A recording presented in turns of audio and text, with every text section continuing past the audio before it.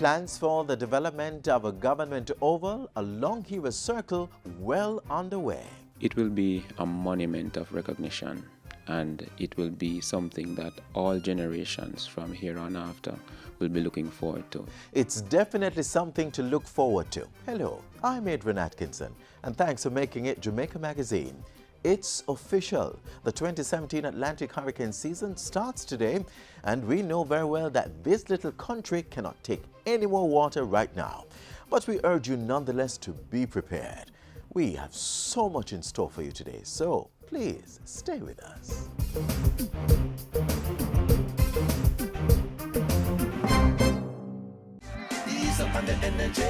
Did you know that since we started our Ease Up on the Energy campaign, that electricity use in government buildings has dropped by around 4,200 kilowatt hours per building per month? We retrofitted and replaced old, inefficient air conditioning units with new energy efficient models. That saved approximately $123 million for the government of Jamaica. What are you waiting for? I'm Hilary Alexander, asking all Jamaicans to join us and ease up on the energy. Ease up on the energy. Ease up on the energy.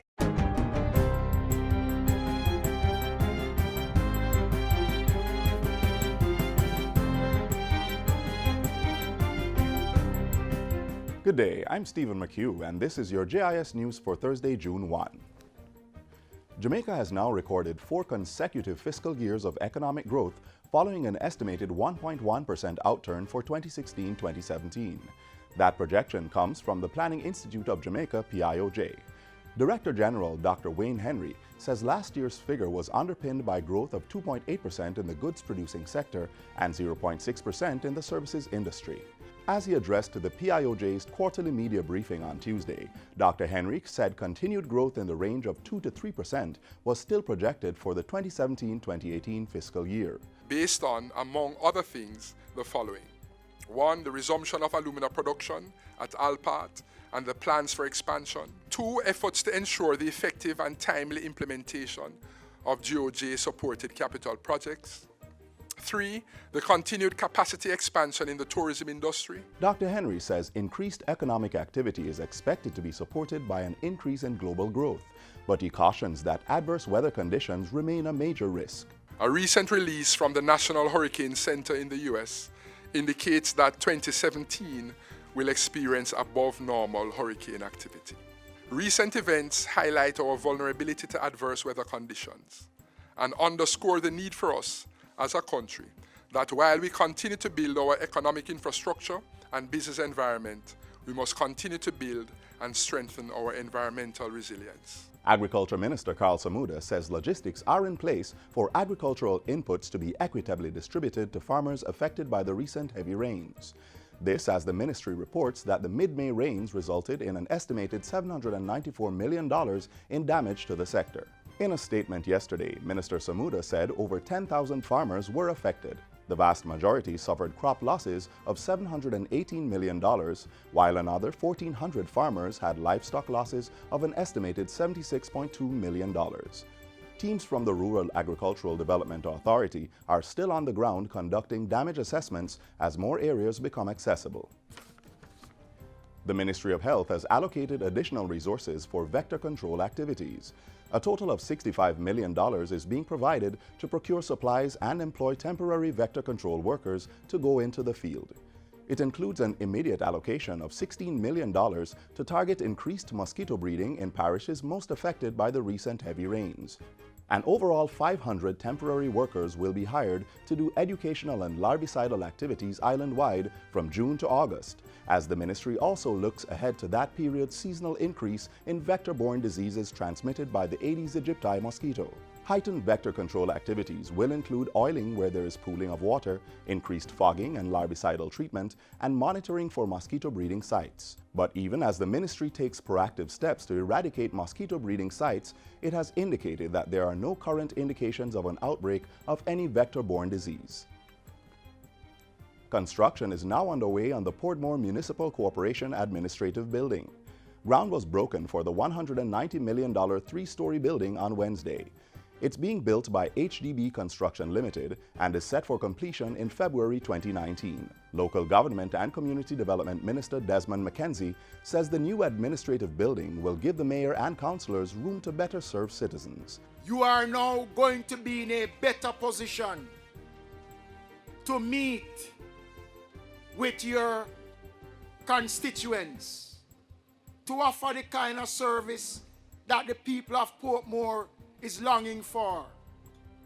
You need an atmosphere that is conducive to service delivery. This is the beginning of a new start for local government. He says similar improvements are coming for other municipal buildings, with St. Thomas earmarked for the next development. And finally, Foreign Affairs and Foreign Trade Minister Senator Kamina Johnson-Smith says this year's Diaspora Conference is poised to be results-oriented. The minister was addressing this week's Canada launch of the Jamaica 55 Diaspora Conference held in Toronto. The 2017 conference will be held from July 23 to 26 at the Jamaica Conference Centre in Kingston under the theme Partnering for Growth. Minister Johnson-Smith says it's designed to facilitate open dialogue, deepen the process of engagement, and define meaningful areas of cooperation while expanding into new and innovative avenues for partnership. It is my intention to ensure that we build on the achievements of past years and that coming out of this conference, we can create even more effective mechanisms for specific, measurable, and actionable outcomes aligned to people's priorities. And that's it for JIS News Today. I'm Stephen McHugh. Thanks for watching.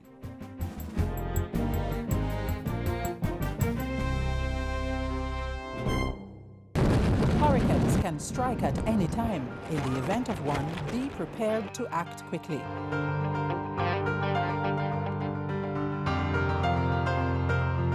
If a hurricane watch or warning has been issued, review your home disaster response plan. Map out likely routes to evacuate if your home is at risk, and confirm with relatives or friends you plan to stay with. Also, confirm the location of the nearest shelter. Check your emergency supplies and restock if necessary. Remember, disasters do happen, so be prepared.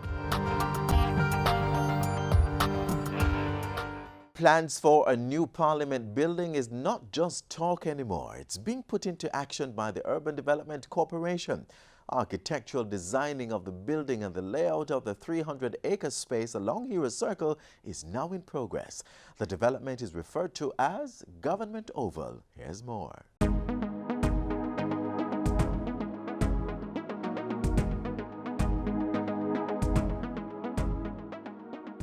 Duke Street has been the location of the Houses of Parliament since 1960.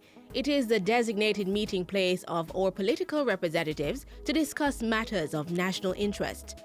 The need for this building was due to the small size of the previous location, Headquarters House, now the Jamaica National Heritage Trust. The naming of the Houses of Parliament building after national hero George William Gordon represents the fighting spirit of our people for freedom and justice for all classes in the society. That same spirit also helped to pave the way for much of the advances in self-government and democracy in Jamaica. A celebration which came August 6, 1962, marking our independence from the British rule official. Every year since, the pride and joy of this moment is marked by national celebrations as well as the colorful opening of Parliament. Gordon House, or Houses of Parliament on Duke Street, is now a household name. But another turn in our history will see this location no longer functioning as the meeting place of our leaders. Plans for the relocation fall under an Act of Parliament in 1956 to create a government zone to house all ministries. The government zone, spanning 300 acres, will include the new Parliament and Museum, along with the government buildings of ministries and agencies in a renewed urban space. It is anticipated that the construction of a new Parliament building will lead to increased synergy and efficiency of government operations. The Urban Development Corporation (UDC) in 2010, as part of its redevelopment plan for downtown Kingston and Port Royal, included the National Heroes Circle and the surrounding zone as the designated space for the Parliament.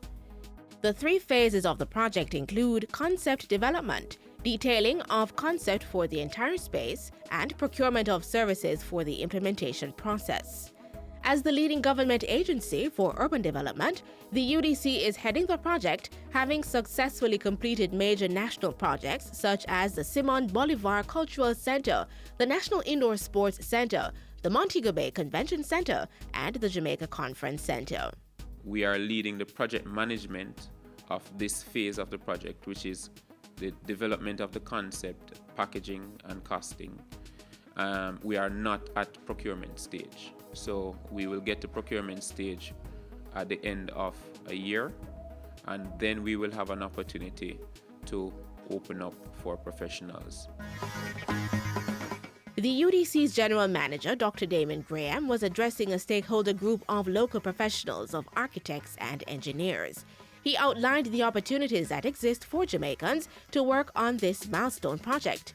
For the conceptual stage of the project, persons were encouraged to, in the spirit of volunteerism, share ideas regarding the design and layout of the space. The work is vast for the build-out of the 300 acres, and so the input of local professionals is important to the significance of the project to the country. Every project that the UDC has undertaken, we have sought to ensure that local contractors and professionals are retained.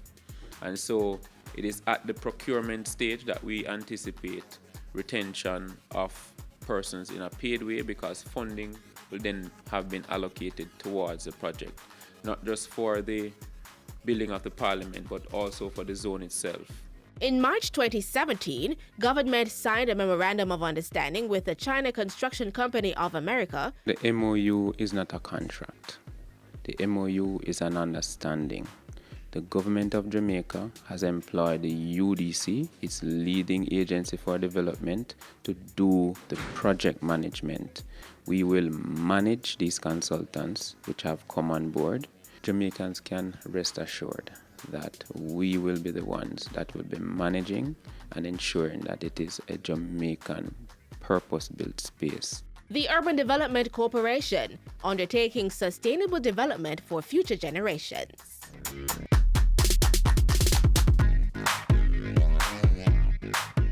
To learn more about the work of the Urban Development Corporation, call 656-8031 or visit their website at udcja.com. You may also follow them on Facebook, YouTube, Twitter, and Instagram, or visit their information center on the ground floor, Kingston Mall, downtown Kingston. Life is all about making decisions, choosing from a number of options to do a particular thing, which may result in a specific outcome. It can be difficult, but there are 4 things you can do to help make that decision. Stop. Check out what's happening and remind yourself to think before acting. Think. Make sure you're aware of the choices, all the advantages and disadvantages. Then think about the consequences. Act. Choose the best option and do something about it. Review. Finally, review what you have done and determine if it was good or bad. That way, you'll be in a better position to make the next decision, whether big or simple.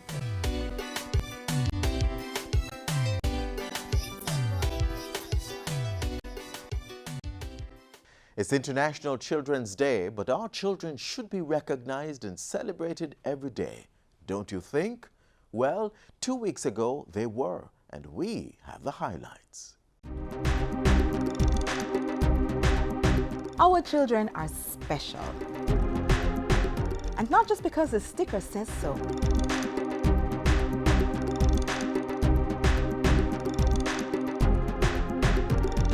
For the past 4 years, on the 3rd Friday in May, the National Child Month Committee and its volunteers have been gathering across the island to celebrate our children. This is part of the annual Child Month activities to get the nation to devote meaningful attention to the love, care, and protection of our children. We want all adults to reach out to the children. Tell them how much you love them. Not just your children, but every child is valuable. Every child has potential. Every child was born with purpose. And so we want all our children to know that they are important, they are special, and they are valuable. On the day, volunteers issue stickers, books and pencils with a little hug and smile to children on their way to school. This passion for the welfare of children gained momentum by a proclamation of Governor General Sir Patrick Allen on May 18, 2012, declaring the third Friday in May as National Children's Day. The wearing of the color yellow shows a national support for the observation. I think any day that gives us as a nation the opportunity to stop, reflect, renew our commitment to children is a day that should be celebrated. So I really want to commend the National Child Month Committee. They have really kept this going for a number of years. And what we want to do as a government is to see how we can help expand it. The gesture on the day, though simple, is quite meaningful, leaving lasting memories of that smile, that embrace, and those words, "You are special." We believe that the same way we have Mother's Day, Father's Day, Teacher's Day, Nurses Day, and the list goes on, our children are that important and we should have a Children's Day. The Ministry of Education, Youth and Information understands the importance of affirming children of their care and protection and has integrated it into the 12 operating standards of the Early Childhood Commission. In the schools, we expect that the teachers will have a special relationship with the children, give them a hug on a daily basis, remind them that they're very special, show them care and attention. Parents need to play an integral role in the lives of their children. If somebody on the outside is loving your children more than you are, then your children are going to revert to that attention, and we don't want that to happen. Parents offers the best love and support any child can be given. We want to say to Jamaica that there's a correlation between our early childhood development and how our children do in the rest of their years. So this day is very, very important. Outside of the day, I would say to all Jamaicans, we all need to do more. We all need to recognize that we have a job to do in protecting our children, not just our biological children, but every single child. And that no parent can be there 100% of the time. And as such, all of us as adults have a responsibility to look out for every child and to see what more can we do to ensure that if they're in harm, if they're in risk, that we protect them, that we go out of our way to make sure that they're safe. It feels really good to see them with a smile on their faces, you know, and to really tell them that they are special. It really feels good. It's a very good feeling to have. When they come off the bus and they're a little down and you give them a sticker and it just lights them up. It's been a very good experience, you know, to see how happy the children are to be greeted and to feel that they're special when you hug them and you tell them, because a lot of them might not be able to hear this at home. And so it's nice to be able to do this, and it was a good experience for me. Children's Day activities are supported by 35 government and private sector entities.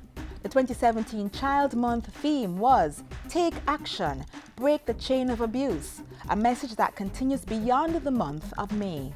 What we do want is for our children to grow up in an environment where they can become caring, confident, and responsible adults. But they can't do that if they're being taken advantage of, if they're being neglected, if they're being abused.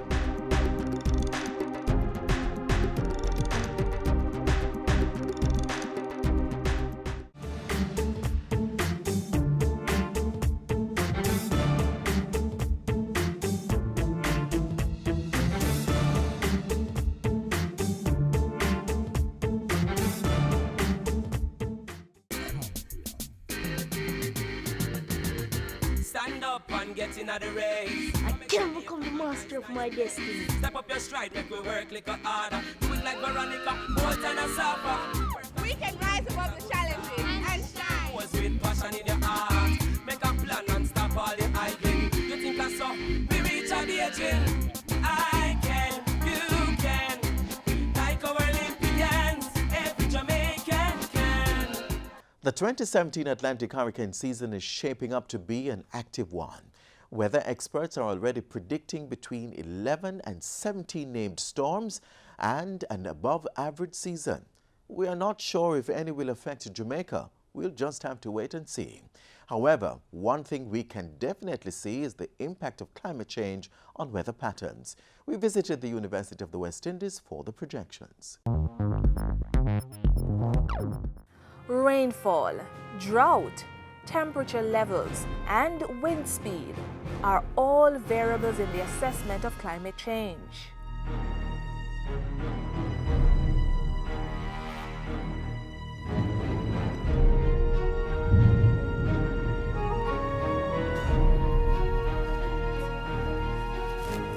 We've been hearing about climate change for quite some time, but what does it really mean?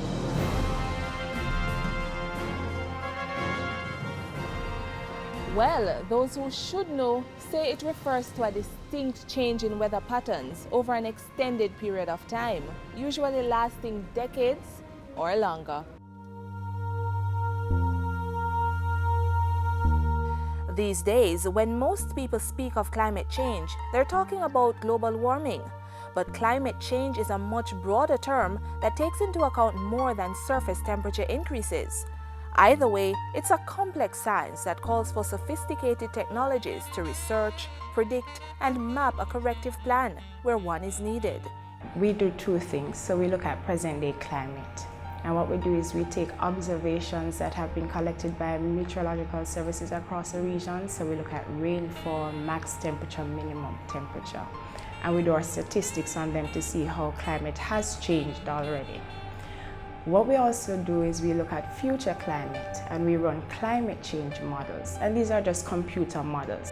To better understand the complex climate system, computer programs have been developed into models that highlight the interactions of climate components. These general circulation models have been used extensively to understand climate shifts, such as this hurricane-like vortices. This model is a projection of the frequency and intensity of a hurricane in the year 2097, between July and August. It will also estimate how hurricanes are projected to change.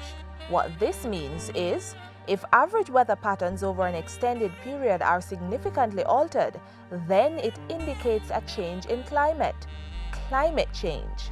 Other models look at lightning pattern and simulators to help farmers increase their yields while mitigating against excess rain and drought periods. A number of technologies are used. If we're looking at present-day climate, for example, and the changes that have already occurred, we rely heavily on data from our meteorological centers.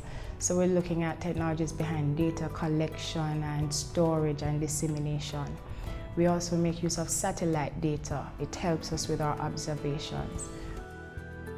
When we run these models, we compare them to what we have in our observations to see how well the models are capturing observations.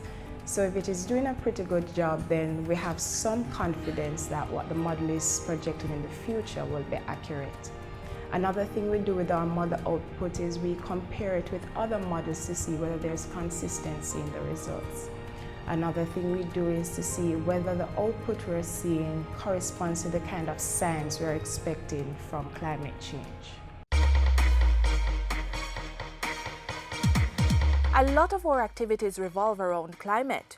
We know, for example, that at certain times of the year we can expect more rainfall, so we might organize our crop production cycle to align with this flush period. We are now looking on agriculture and looking on, well, what happens in a drier, warmer climate, how will it affect yields?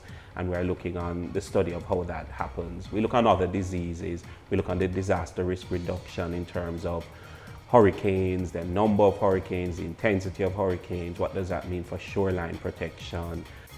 So why are we going to all this trouble?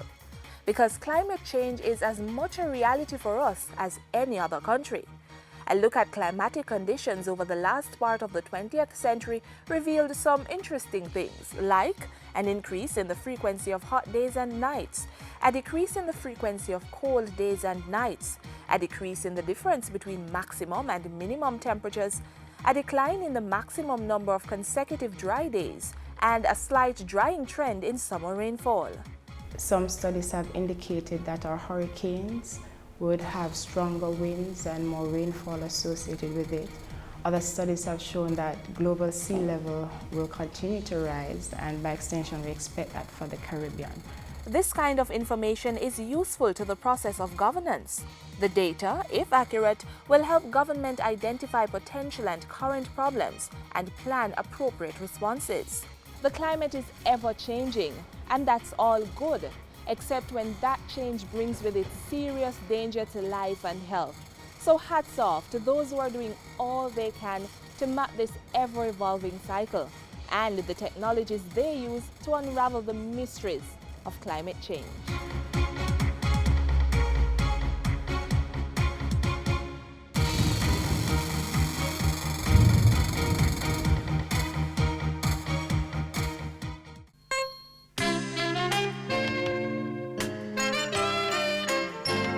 What Jamaica needs now is greater production. Not just by some, but by everyone. Yes, we must work hard to keep our country alive and export more in order to survive.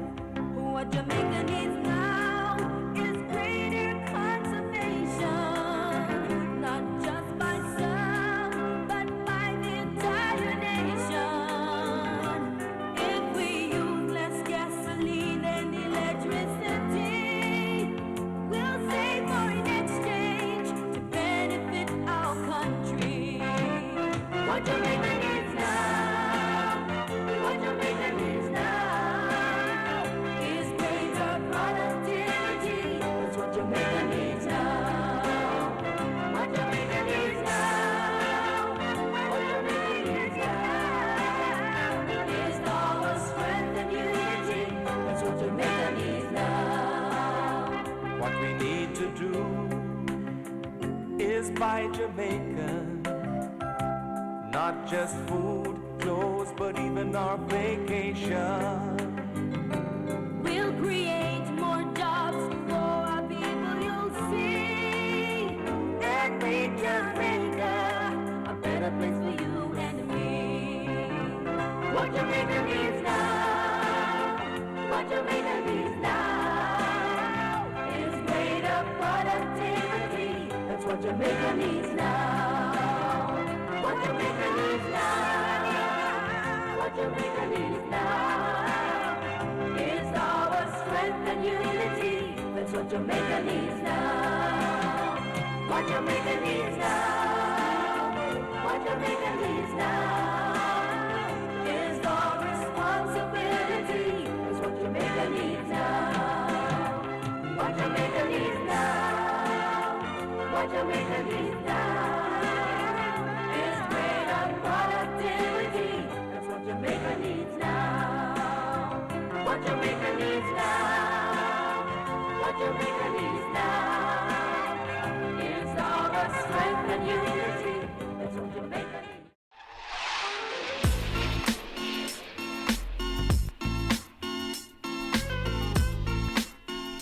That's all the time we have for you today, but join us again tomorrow on this station for another program. There is more information on our website, jis.gov.jm, so log on. And while you're online, send your feedback to Jamaica Magazine at jis.gov.jm or via tweet at JIS News. On behalf of the entire production crew, I'm Adrian Atkinson. Do take care.